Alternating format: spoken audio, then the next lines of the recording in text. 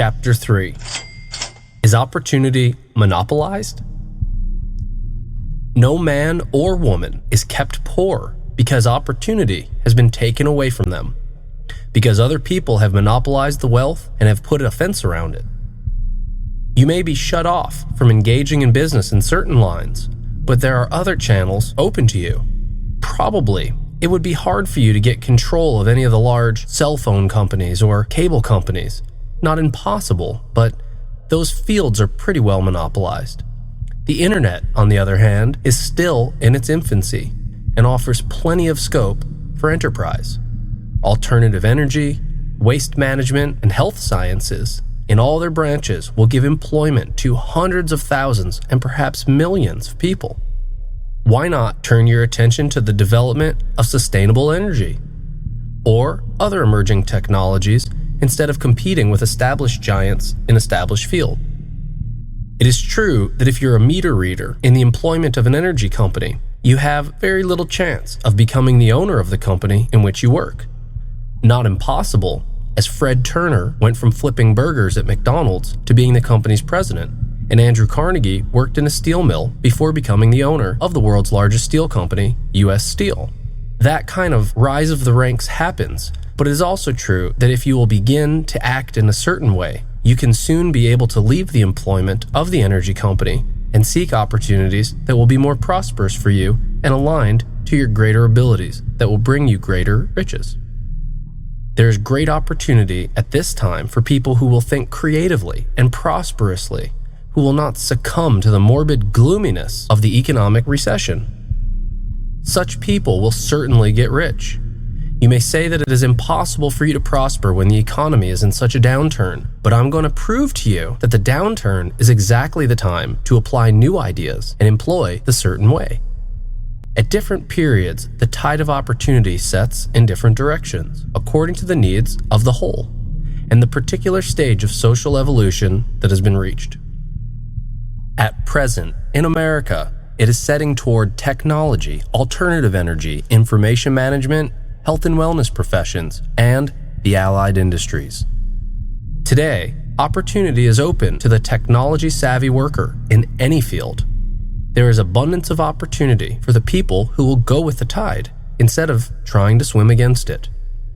The working class, as individuals or as a whole, are not in any way deprived of opportunity.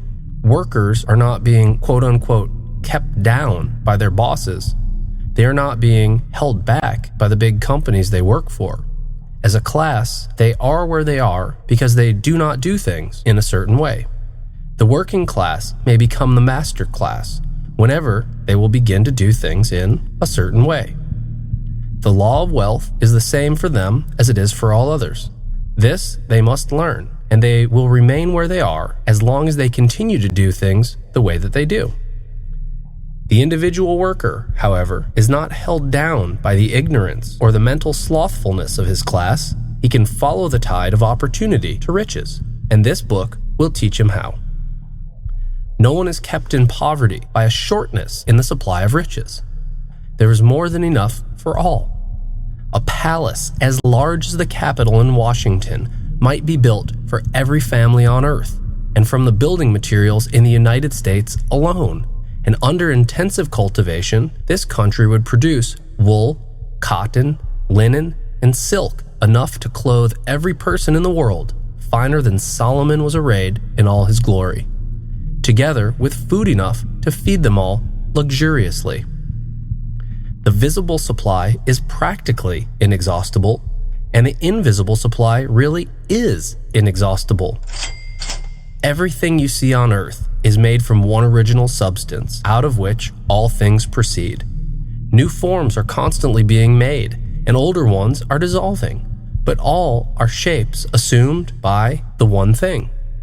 There is no limit to the supply of formless stuff or original substance.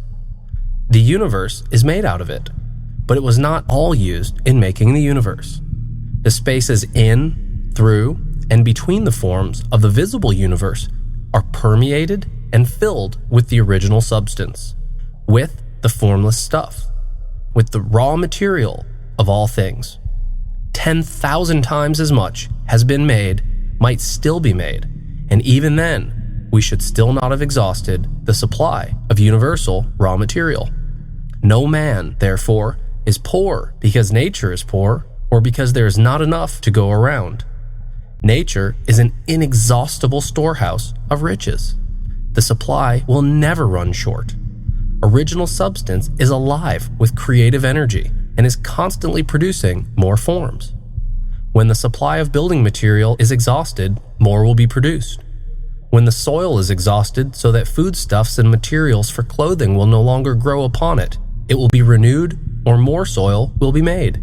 When all the gold and silver has been dug from the earth, if man is still in such a stage of social development that he needs gold and silver, more will be produced from the formless.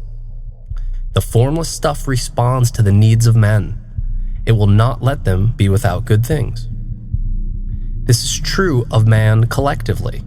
The race as a whole is always abundantly rich, and if individuals are poor, it is because they do not follow the certain way of doing things that makes the individual man rich. The formless stuff is intelligent. It is stuff which thinks.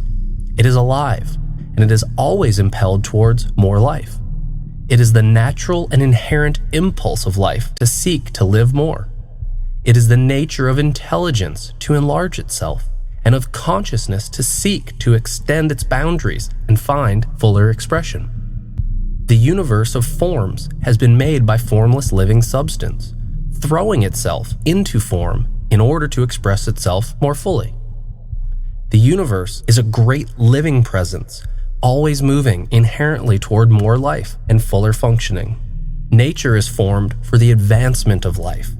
Its impelling motive is the increase of life. For this cause, everything which can possibly add to life is bountifully provided. There can be no lack unless God is to contradict himself and nullify his own works. You are not kept poor by lack in the supply of riches. It is a fact, which I shall demonstrate a little farther on, that even the resources of the formless supply are at the command of the man or woman who will act and think in a certain way.